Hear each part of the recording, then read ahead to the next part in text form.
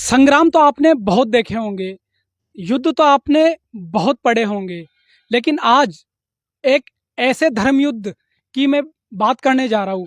एक ऐसा धर्म युद्ध के मैदान से, अध्यात्म के संग्राम से और महाभारत के मैदान से जो भगवत गीता का उद्भव हुआ था, आज उसी भगवत गीता में, उसके आध्यात्मिक संग्राम में एक ऐसी डिबेट प्रस्तुत करने जा रहा हूँ जो भगवत गीता के ज्ञान को आप सबके सामने उजागर करेगी, भागवत गीता के रहस्यों को आपके सामने बेपर्दा करेगी।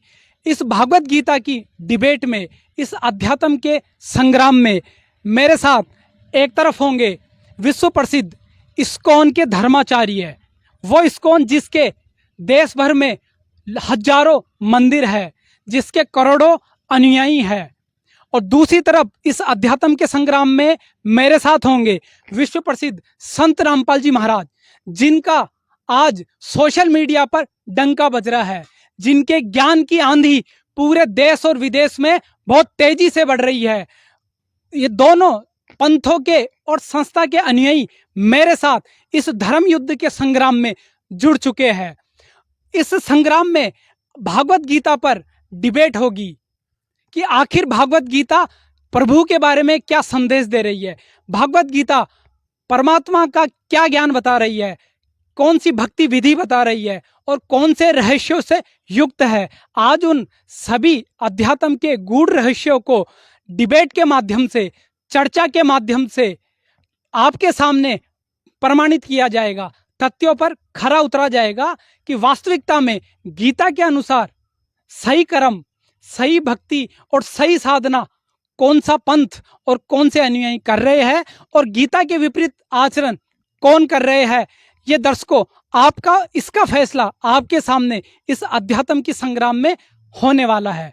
तो मैं शुरुआत करता हूं, मेरे साथ जो इस्कॉन फॉलोवर्स जुड़े हैं उनसे एक एक करके मैं उनसे वो प्रश्न पूछूंगा जो भागवत गीता के ऊपर होंगे। आज आपको भागवत गीता से भागवत गीता का ही ज्ञान सिद्ध करके बताएंगे आखिर गीता क्या संदेश दे रही है, भगवत प्राप्ति का और भगवत ज्ञान का इसमें क्या संदेश है। तो मैं सबसे पहले इस्कॉन के इन धर्माचार्यों से गीता के ऊपर इनका विवेचन में ले लेता हूं। नमस्कार प्रभु जी। जय श्री कृष्ण। तो सर, मेरा पहला प्रश्न है और मैं जानना चाहता हूं कि भागवत गीता क्या आखिर में परमात्मा के बारे में क्या संदेश दे रही है, और आप मेरे तरफ दूसरी तरफ है संत रामपाल जी महाराज के अनुयायी, इन संत जी के अनुयायियों से आप भागवत गीता के बारे में क्या पूछना चाहते हैं? जय श्री कृष्ण। मेरी आपत्ति संत रामपाल जी के महाराज के ज्ञान से है। उनका मानना है कि श्री कृष्ण जी अलग हैं और ब्रह्म अलग है, परंतु हमारे इस्कॉन का मानना है कि श्री कृष्ण जी ही पूर्ण ब्रह्म, सच्चिदानंद घन ब्रह्म परमात्मा है। तो मेरी आपत्ति इस पॉइंट पे है। तो जैसा कि अभी इस्कॉन के इन धर्माचार्यों ने बताया कि इनकी आपत्ति संत रामपाल जी महाराज के अनुयायी से गीता ज्ञान पर, कि ये गीता ज्ञानदाता कृष्ण जी को और ब्रह्म को अलग अलग बताते हैं, आखिर ये कैसे संभव है। तो आइए चलते हैं संत जी के अनुयायियों से इसका जवाब लेते हैं। तो सर हमें बताइए, जैसा कि इनका प्रश्न था प्रभु जी का कि संत रामपाल जी अपने ज्ञान में कृष्ण जी को और ब्रह्म को अलग अलग अस्तित्व बताते हैं, आखिर ऐसे कैसे संभव हो सकता है? जी देखिए, आज तक जो भगवत गीता जी के बारे में जितने भी महर्षि हैं, जितने भी ऋषि हैं, जितने भी पंथ हैं और जितने भी साधक हैं, वो जो ज्ञान भगवत गीता जी के बारे में बताते हैं कि ब्रह्म ही श्री कृष्ण जी हैं, पर यथार्थ में ऐसा है नहीं।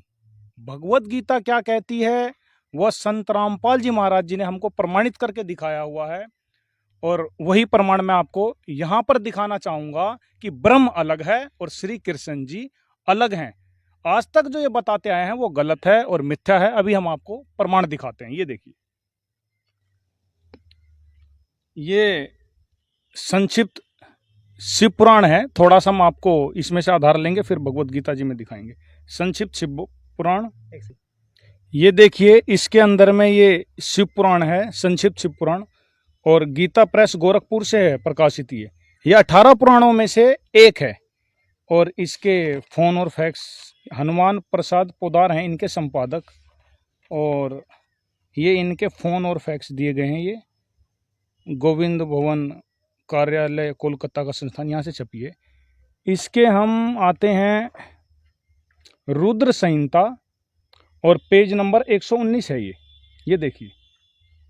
इसमें एक प्रकरण आता है, इसमें ब्रह्मा जी ने कहा, ब्रह्मा जी नारद को बता रहे हैं उस ब्रह्म के विषय में, जिसके विषय में अभी इस्कॉन के ये प्रमुख ये बता रहे हैं कि ब्रह्म और कृष्ण जी एक ही हैं, पर इसमें ब्रह्मा जी बता रहे हैं उस ब्रह्म के बारे में। ये ब्रह्मा जी कहते हुए आ रहे हैं यहाँ पे कि जिस समय समस्त चराचर जगत नष्ट हो गया था, सर्वत्र केवल अंधकार ही अंधकार था, ना सूर्य दिखाई देता था ना चंद्रमा। ये आदि की बात कर रहे हैं, आदि सृष्टि के बारे में बता रहे हैं। ये पेज नंबर 120, इस पे बताते हैं, भगवान सदाशिव हैं, अर्वाचीन और प्राचीन विद्वान उन्हीं को ईश्वर कहते हैं। उस समय एकाकी रहकर स्वेच्छा अनुसार विहार करने वाले उस सदाशिव ने अपने विग्रह से स्वयं ही एक स्वरूपभूता शक्ति की सृष्टि की, जो उनके अपने श्री अंग से कभी अलग होने वाली नहीं थी। उस पराशक्ति को प्रधान प्रकृति, अब देखिए जिसके बारे में सदाशिव बताया जा रहा है, आगे आपको सिद्ध हो जाएगा कि वह काल रूपी ब्रह्म है वही। उन्होंने अपने अंदर से एक पराशक्ति प्रधान प्रकृति को प्रकट किया। उस प्रकृति को गुणवती माया, बुद्धि तत्व की जननी तथा विकार रहित बताया गया है। वह शक्ति अंबिका कही गई है। उसी को प्रकृति, सर्वेश्वरी, त्रिदेव जननी, अब ये देखें यहाँ त्रिदेव जननी लिखा हुआ है। उस ब्रह्म ने जो दुर्गा जी को साथ रखा वो त्रिदेव जननी कहलाती है। ब्रह्मा, विष्णु, शिव जी, जिसको ये श्री कृष्ण जी कह रहे हैं, उनकी माता जी हैं वो त्रिदेव जननी, नित्या और मूल कारण भी कहती हैं। आगे देखिए, आगे लिखा है कि उन काल रूपी ब्रह्म ने, अब जिसको ये ब्रह्म कह रहे हैं, अब आप देखिए ये शिव पुराण क्लियर कर रहा है कि जिसको ये स्कून के प्रमुख व्यक्ति कह रहे हैं कि ब्रह्म और श्री कृष्ण जी एक है, उनके बारे में शिव पुराण में लिखा हुआ है कि ब्रह्म और दुर्गा हैं। ये देखिए इसके अंदर में है कि उन काल रूपी ब्रह्म ने, जिनको ये श्री कृष्ण जी कह रहे हैं, पर इसमें श्री कृष्ण जी नहीं है, यहाँ लिखा है उन काल रूपी ब्रह्म ने, जो गीता ज्ञानदाता काल है उसको ब्रह्म भी कहते हैं। उनकी पत्नी का नाम सर्वेश्वरी है, प्रकृति है, और उसी को त्रिदेव जननी भी कहते हैं। देखिए जो ब्रह्म है उनकी पत्नी को प्रकृति कहते हैं, सर्वेश्वरी कहते हैं, त्रिदेव जननी कहते हैं ब्रह्म। यहाँ पे कह रहे हैं उन काल रूपी ब्रह्म ने एक ही समय शक्ति के साथ, उस दुर्गा जी के साथ शिवलोक नामक क्षेत्र का निर्माण किया था। उस उत्तम क्षेत्र को काशी कहते हैं। वह परम निर्वाण या मोक्ष का स्थान है जो सबके ऊपर विराजमान है। आगे लिखा है कि उस मनोरम क्षेत्र में नित्य निवास करते हैं कौन? ब्रह्म और दुर्गा जी। यहाँ पे श्री कृष्ण जी नहीं है। अब आगे देखिए इन दोनों से किसकी उत्पत्ति हुई। आगे लिखिए, देवऋषि ब्रह्मा जी कह रहे हैं एक समय उस आनंद वन में रमण करते हुए, यहाँ की ब्रह्म और दुर्गा जी रमण करते हुए, पति पत्नी व्यवहार करते हुए, शिवा और शिव के मन में, यहाँ की काल रूपी ब्रह्म और दुर्गा के मन में यह इच्छा हुई कि किसी दूसरे पुरुष की भी सृष्टि करनी चाहिए, जिस पर यह सृष्टि संचालन का महान भार रखकर हम दोनों केवल काशी में ही इच्छा अनुसार विचरण करें और निर्वाण धारण करें। ऐसा निश्चय करके शक्ति सहित सर्वव्यापी परमेश्वर, यहाँ की उस ब्रह्म ने अपने वाम भाग के 10वें अंग पर अमृत मल दिया। फिर तो वहां से एक पुरुष प्रकट हुआ, मतलब दोनों के मिलन से ब्रह्म और दुर्गा के एक पुरुष प्रकट हुआ। अगले पेज पे आएंगे हम। इस पे लिखा है कि शिव ने कहा, उस काल रूपी ब्रह्म ने कहा, वत्स बेटा, व्यापक होने के कारण तुम्हारा विष्णु नाम विख्यात हुआ। अब एक बात बताइए कि यह शिव पुराण जो 18 पुराण में से एक है, जिस तरह श्रीमद् भागवत गीता हिंदू धर्म के प्रत्येक व्यक्तियों को मान्य है, शंकराचार्य मंडलेश्वरों को मान्य है, ठीक उसी प्रकार यह 18 पुराणों में से एक है। इसके अंदर में प्रमाण मिला कि जो ब्रह्म है उनकी पत्नी दुर्गा है और इन दोनों के मिलन से एक पुत्र पैदा हुआ जिसका नाम श्री विष्णु जी है। इसी तरह ठीक इसी में आगे लिखा हुआ है कि इन्हीं से एक और पुत्र हुआ जिसका नाम ब्रह्मा है, एक और पुत्र हुआ जिसका नाम शिव जी है। यहाँ की काल रूपी ब्रह्म से दुर्गा के संयोग से ब्रह्मा विष्णु शिव जी की उत्पत्ति हुई। ये था पहला पॉइंट, आपको हम और पॉइंटों से और सिद्ध करते हैं कि ब्रह्म श्री कृष्ण जी से भिन्न है और वह और कोई है। अब आपको दूसरे पॉइंट पर हम दिखाते हैं। ये देखिए, आपको एक और चीज दिखाना चाहेंगे हम। श्रीमद् देवी भागवत के अंदर में, यह श्रीमद् देवी भागवत है और संक्षिप्त में है, गीता प्रेस गोरखपुर से है। इनमें हनुमान प्रसाद पोदार चिमनलाल गोस्वामी इनके संपादक हैं। यह इनके फोन और फैक्स दिए गए हैं। इसके हम आते हैं, ये देवी के द्वारा हिमालय को ज्ञान उपदेश, ब्रह्म स्वरूप का वर्णन, यह 7वां स्कंद है। 7वां स्कंद है और हेडिंग है देवी के द्वारा हिमालय को ज्ञान उपदेश, ब्रह्म स्वरूप का वर्णन। जिस ब्रह्म के विषय में आज ये स्कूल के प्रमुख कह रहे हैं कि वह श्री कृष्ण जी है, यहाँ आज हम देखेंगे कि ये देवी जी क्या कह रही हैं उसके बारे में, दुर्गा जी क्या कह रही हैं, हमारे पुराण क्या कह रहे हैं।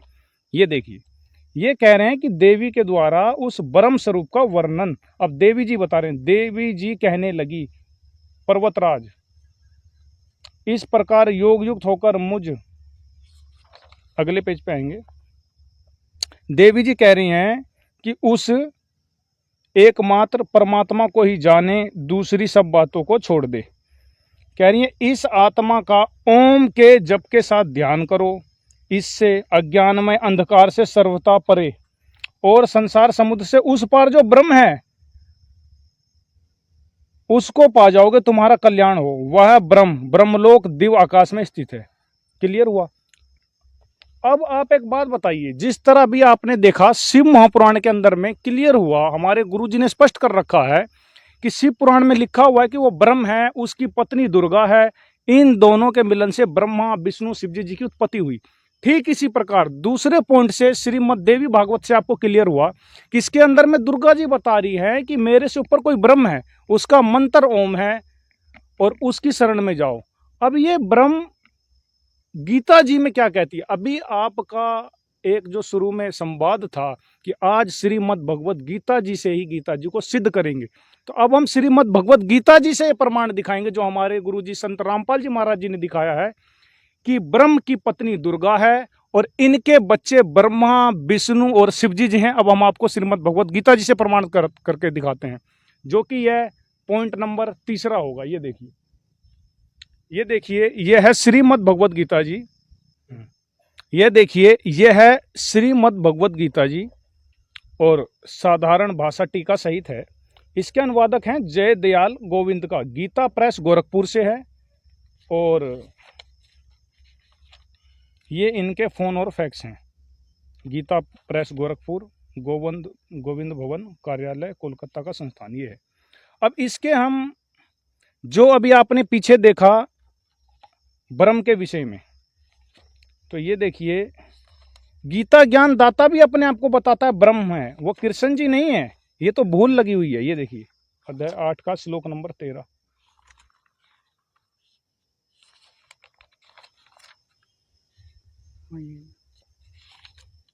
ये देखिए, अध्याय 8 का श्लोक नंबर ये 13 है। इसमें ओम इति एकाक्षरम, इसमें है कि ओम इस एक अक्षर रूप ब्रह्म को उच्चारण करता हुआ मुझ ब्रह्म का चिंतन करता हुआ शरीर को त्याग कर जाता है, वह पुरुष परम गति को प्राप्त होता है। अब इसके अंदर में जो आपने पीछे देवी पुराण देखा, शिव पुराण देखा, जिस ब्रह्म का जिक्र है, पुराणों में भी उसका मंत्र ओम बताया गया है, उसका नाम ब्रह्म कहा गया, उसको कहीं श्री कृष्ण जी नहीं कहा गया। और श्रीमद् भगवत गीता जी के जो ज्ञानदाता हैं वह भी अपने आप को ब्रह्म बता रहे हैं, अपना मंत्र ओम बता रहे हैं, ना कि अपने आप को श्री कृष्ण जी कह रहे हैं। ये कड़ी बाई कड़ी मैच कर रही है, कड़ी बाई कड़ी जुड़ती हुई आ रही है। अब हम आपको अध्याय 14 का श्लोक नंबर 3 दिखाएंगे, जिसमें ब्रह्म गीता ज्ञानदाता कहता है कि दुर्गा मेरी पत्नी है, मैं उसमें बीज स्थापन करने वाला पिता हूं और ब्रह्मा विष्णु शिव जी की उत्पत्ति दुर्गा जी से हुई है। आप प्रमाण देखिए। आइए दर्शकों, गीता जी को दिखाने से पूर्व हम आपको पुराणों के कुछ प्रमाण दिखाना चाहते हैं, जिससे आपको गीता का ज्ञान समझने में आसानी होगी। तो देखिए, ये है संक्षिप्त देवी भागवत, जिसके पेज 138 पर विष्णु भगवान देवी दुर्गा से कहते हैं कि तुम शुद्ध स्वरूपा हो, यह सारा संसार तुमसे उद्भासित हो रहा है। मैं यानी विष्णु, ब्रह्मा और शंकर तुम्हारी कृपा से विद्यमान है। हमारा तो आविर्भाव यानी जन्म, तिरोभाव यानी मृत्यु हुआ करता है। केवल तुम ही नित्य हो, जगत जननी हो, प्रकृति और सनातनी देवी हो। दर्शकों, ये प्रकृति शब्द भी आप ध्यान में रखना। प्रकृति इसी दुर्गा को कहते हैं। ये हम आपको आगे चलकर गीता जी से प्रमाणित करेंगे। दर्शकों, इस लेख से ये बात स्पष्ट हुई कि तीनों देवता ब्रह्मा, विष्णु और शिव नाशवान हैं और उनकी माता देवी दुर्गा हैं। आगे भगवान शिव यानी शंकर जी देवी दुर्गा को कहते हैं कि हे देवी, यदि महाभाग विष्णु तुम ही से प्रकट हुए हैं तो उनके बाद उत्पन्न होने वाले ब्रह्मा भी तुम्हारे ही बालक हुए, तो फिर मैं तमोगुणी लीला करने वाला शंकर तुम्हारी संतान नहीं हुआ? यानी मुझे भी उत्पन्न करने वाली तुम ही हो। आगे कहते हैं कि हे देवी, इस संसार की सृष्टि, स्थिति और संहार में तुम्हारे गुण सदा समर्थ हैं। उन्हीं तीनों गुणों से उत्पन्न हम यानी ब्रह्मा, विष्णु और शंकर नियमानुसार कार्य में तत्पर रहते हैं। दर्शकों, यहाँ ये स्पष्ट हुआ कि ब्रह्मा, विष्णु, महेश ही तीनों गुण हैं। दर्शकों, आइए आपको एक और प्रमाण दिखाते हैं कि ब्रह्मा, विष्णु, महेश तीनों गुण हैं और दुर्गा इनकी माता है। देखिए, ये है श्रीमद् देवी भागवत, हिंदी टीका सहित, भाग 1, खेमराज श्री कृष्णदास प्रकाशन, बंबई। इसके तृतीय स्कंद के पेज नंबर 11 पर भगवान शंकर देवी दुर्गा को कहते हैं कि हे माता, यदि आप हमारे ऊपर सदा दया युक्त रहती हैं तो हमको तमोगुण किस प्रकार प्रदान किया, ब्रह्मा को रजोगुण प्रदान किया है और हरि यानी विष्णु जी को सतोगुण क्यों बना दिया? नीचे संस्कृत भी आप देख सकते हैं। यदि दया धर्मना न सदाम्बिके कथम अहम विहित च तमोगुण कमलज रजो गुण संभव सुविहित कीमो सतो गुणो हरि। दर्शकों, यहाँ भगवान शंकर देवी दुर्गा से कह रहे हैं कि हे माता, आप हम पर दया रखती हैं तो आपने मुझे तमोगुण क्यों बना दिया और कमल से उत्पन्न होने वाले ब्रह्मा को रजोगुण क्यों बना दिया तथा हरि यानी विष्णु को सतोगुण क्यों बना दिया? इससे स्पष्ट हुआ कि ये तीनों गुण ब्रह्मा, विष्णु और महेश हैं।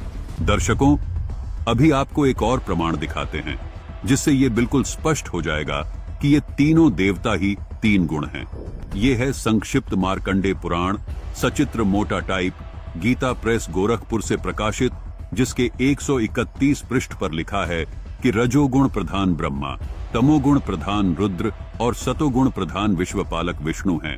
ये ही तीन देवता हैं और ये ही तीन गुण हैं। दर्शकों, मार्कंडे पुराण ने ये स्पष्ट कर दिया कि ये तीनों देवता ही तीन गुण हैं। यह देखिए, वही श्रीमद् भगवद गीता जी है जयदयाल गोविंद का। इसके हम अध्याय 14 के श्लोक नंबर 3 पे जाते हैं। ये देखिए, हमारे गुरुजी ने ये प्रमाणित करके दिखाया हुआ है। ये देखिए आप,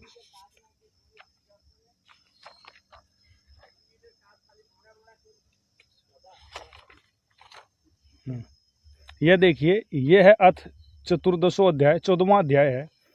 इसके हम श्लोक नंबर 3 पे जाते हैं, 3, 4 पे। इसमें लिखा है, हे अर्जुन, गीता ज्ञान दाता जो ब्रह्म है वह कहता है, हे अर्जुन, नाना प्रकार की सब योनियों में जितनी शरीरधारी प्राणी उत्पन्न होते हैं, प्रकृति तो उन सब की गर्भ धारण करने वाली माता है और मैं बीज को स्थापन करने वाला पिता हूं। हे अर्जुन, सतगुण, रजगुण और तमगुण ये प्रकृति से उत्पन्न तीनों गुण अविनाशी जीवात्मा को शरीर में बांधते हैं।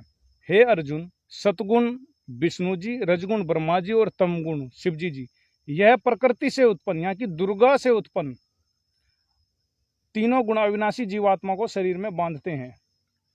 अब श्रीमद् भगवद गीता जी यह प्रमाणित कर रही है कि जो ब्रह्म है, जिस तरह आपने पुराणों में देखा कि वह उनकी पत्नी दुर्गा है, ठीक इसी श्रीमद् भगवद गीता जी में प्रमाण है अध्याय 14 के श्लोक नंबर 3 में कि ब्रह्म की पत्नी दुर्गा है। उसके गर्भ में बीज स्थापन करने वाला यह अपने आप को पिता बताता है सभी जीवधारी प्राणियों का। और ये आगे ये भी कहता है अगले मंत्र में कि ब्रह्मा, विष्णु, शिव जी की भी उत्पत्ति करता देवी दुर्गा है और ये इनका पिता है। इति सिद्धम, इन बातों से स्पष्ट होता है कि ब्रह्म श्री कृष्ण जी से भिन्न है। तो दर्शकों, आपने देखा संत रामपाल जी के अनुयायियों ने अभी पुराणों से और गीता से ये प्रमाणित करके दिखाया कि ब्रह्म कौन है और कृष्ण जी कौन है। तो मैं तुरंत अगला क्वेश्चन ले लेता हूँ इन धर्माचार्यों से। नमस्कार प्रभु जी। जय श्री कृष्ण। सर, हमें बताइए कि आपका संत रामपाल जी महाराज के ज्ञान को लेकर क्या आपत्ति है, आप क्या प्रश्न करना चाहोगे? मेरा प्रश्न है, संत रामपाल जी महाराज बोलते हैं कि गीता का ज्ञानदाता काल है, और बोलते हैं कि गीता का ज्ञान श्री कृष्ण जी ने ही काल ने दिया है। काल तो समय चक्र को कहते हैं, हम लोग जानते हैं, बचपन से सुनते आ रहे हैं, हमारे इस्कॉन में भी बोला जाता है। काल कौन है ये हमको जानना है, गीता से प्रमाणित कीजिए। सर, हमें बताइए, क्या गीता का ज्ञान श्री कृष्ण जी ने दिया? श्री कृष्ण जी ने दिया है, और बोलते ये लोग बोलते हैं काल ने। जैसा कि अभी इन्होंने प्रभु जी ने बताया कि गीता का ज्ञान श्री कृष्ण जी ने दिया है, लेकिन संत रामपाल जी महाराज ये ज्ञान देते हैं कि गीता का ज्ञान कृष्ण ने नहीं, किसी और शक्ति ने दिया है। तो आइए चलते हैं, इसका स्पष्टीकरण लेते हैं गीता के प्रमाणों के साथ। तो सर, हमें बताइए, गीता का ज्ञान किस प्रभु ने दिया है? संत रामपाल जी महाराज क्या ज्ञान बताते हैं? हमारे गुरुजी संत रामपाल जी महाराज जी ने अनेकों बार प्रमाणित करके दिखाया है और दिखाते आ रहे हैं सर्व चैनलों पे कि गीता जी का ज्ञान, श्रीमद् भगवत गीता जी का ज्ञान ब्रह्म ने दिया है, ना कि श्री कृष्ण जी ने। तो अभी सर, इनका प्रश्न है कि गीता का ज्ञान काल ने दिया है। ये काल और ब्रह्म कौन सी शक्तियां हैं? काल और ब्रह्म एक ही है। यह ब्रह्मा विष्णु शिवजी जी के पिताजी हैं। वो आपको प्रमाणित करके इसके अंदर में दिखाएंगे। अध्याय 11 के श्लोक नंबर 32 में देखिए, गीता जी से ही प्रमाणित हो जाएगी कि गीता जी कहती क्या है। आइए देखिए, यह वही श्रीमद् भगवत गीता जी है। जय दयाल गोविंद का जी इनके अनुवादक हैं। इसके हम आते हैं अध्याय 11 के श्लोक नंबर 27 पे। ये देखिए,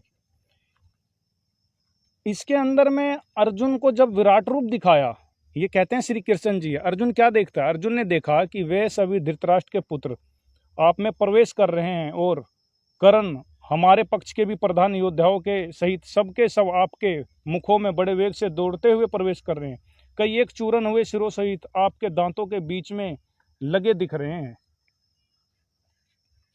इसके अंदर में क्लियर है कि जब अर्जुन जी को ब्रह्म ने, काल भगवान ने अपना विराट रूप दिखाया, तो अर्जुन देखता है कि वह अपने मुख के अंदर में सबको खा रहे थे। जिस तरह आम व्यक्ति एक चना खाता है, कई एक चने के छिलके उसके दांतों में लग जाया करता है, ठीक इसी प्रकार वहां पे ब्रह्म जो काल है वह सब प्राणियों को वहां पे खा रहा था। अर्जुन जी देख के भयभीत हो गए। वैसे तो आपस में दोनों रिश्तेदार थे, जीजा साला भी थे, गुरु और शिष्य भी थे, लेकिन यहाँ पर यह दृश्य देखकर अर्जुन जी थर थर कांपने लगे। वो पहचान नहीं पा रहे थे कि ये गीता ज्ञानदाता कौन है। आपको हम अगले श्लोकों में दिखाएंगे। ये देखिए, कई एक चूरन हुए सिरों सहित आपके दांतों के बीच में लगे हुए दिख रहे हैं। ये अर्जुन जी ने देखा। फिर आगे, हे भगवान कृपा करके, अब यहाँ पे अर्जुन जी पूछ रहे हैं कि मुझे बतलाइए कि आप उग्र रूप वाले कौन हैं। हे देवों में श्रेष्ठ, आपको नमस्कार हो, आप प्रसन्न हो जाइए। आदि पुरुष, आपको मैं विशेष रूप से जानना चाहता हूं, क्योंकि मैं आपकी प्रवृत्ति को नहीं जानता। अब एक बात बताइए, कृष्ण जी के साथ अर्जुन जी का रहना, खाना, उठना, बैठना, चलना फिरना होता था, और यहाँ पे गीता में कह रहे हैं कि मैं आपकी प्रवृत्ति को नहीं जानता। तो यह सोचने का विषय है कि यहाँ पर वो कौन था। क्या जीजा साला एक दूसरे को नहीं जानते? यहाँ पे कह रहा है, अर्जुन जी कह रहे हैं कि आप कौन हो, मैं आपको विशेष रूप से जानना चाहता हूं, आप बताइए आप कौन है, आपको नमस्कार है। अगले श्लोक में, अध्याय 11 के श्लोक नंबर 32 में, उन्होंने ये नहीं कहा कि मैं श्री कृष्ण जी हूं। अगर होते तो कहते कि मैं श्री कृष्ण जी हूं। अगले मंत्र में स्पष्ट कहा है, कालो आस्मि, मैं काल हूं। और ये वही काल है जो आपको पहले शिव महापुराण से सिद्ध करके दिखाया गया था, देवी पुराण से सिद्ध करके दिखाया गया था कि वो ब्रह्म है, वह काल है। गीता में भी गीता से ही प्रमाणित होगा कि वह काल है। ये देखिए, ये वही है जय दयाल गोविंद का जी की श्रीमद् भगवत गीता। और जब अर्जुन कहता है कि मुझे बतलाइए कि आप उग्र रूप वाले कौन हैं, हे देवों में श्रेष्ठ, आपको नमस्कार हो, विशेष रूप से मैं आपको जानना चाहता हूं, क्योंकि मैं आपकी प्रवृत्ति को नहीं जानता। श्री अर्जुन जी कह रहे हैं कि मैं आपको नहीं पहचानता। तो अगले मंत्र में कहते हैं कि लोकों का नाश करने वाला बढ़ा हुआ काल हूं, इस समय इस लोकों को नष्ट करने के लिए प्रवृत्त हुआ हूं। हम सभी जानते हैं कि श्री कृष्ण का जन्म कंस की कारागार में माता देवकी के गर्भ से हुआ था, जिसका प्रमाण श्रीमद् भागवत सुधा सागर यानी शुक सागर के 10वें स्कंध अध्याय 3 में है। जबकि काल ब्रह्म ब्रह्मलोक में रहता है, यह किसी को प्रत्यक्ष दर्शन नहीं देता, क्योंकि इसने सनातन परम धाम सतलोक में एक भयंकर गलती की थी। इसी के परिणाम स्वरूप इसे श्राप लगा हुआ है, जिसके कारण यह प्रतिदिन 1 लाख मनुष्यधारी प्राणियों के शरीर से निकलने वाली गंध को खाता है और 1.25 लाख को उत्पन्न करता है। इसलिए यह अपनी योग माया से छिपा रहता है। अधिक जानकारी के लिए देखिए संपूर्ण सृष्टि रचना से संबंधित यह वीडियो